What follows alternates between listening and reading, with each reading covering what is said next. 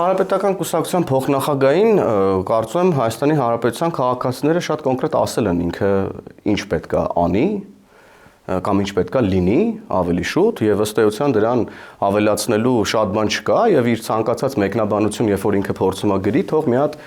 YouTube-ում դնի, լսի իրան ինչ են ասում,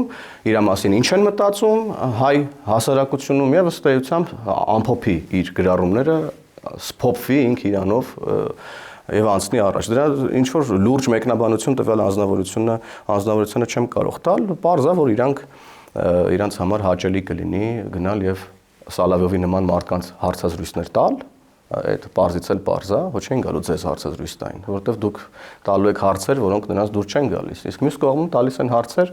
որոնք ըստ էության թույլ են տալիս նրանց անել հակապետական հայտարարություններ, ծառայել արտաքին շահերին եւ այլն եւ այդպես շարունակ։ Գլոբալ պատկերում ըստ էության Հայաստանի Հանրապետությունում մենք մոտենում ենք ընտրական, ուրեմն օրվան եւ ըստ էության կարելի ասել, որ մենք բուրըն ընտրական process-ի մեջ ենք գտնվում արդեն այսօր եւ ուժերը, որոնք փորձում են